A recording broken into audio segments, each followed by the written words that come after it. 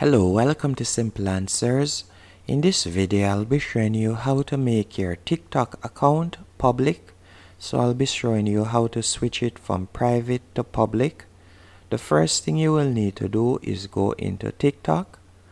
Once on the app, you want to tap on Profile in the bottom right hand corner. Then you're going to tap on the three dashes in the top right hand corner and select Settings and Privacy.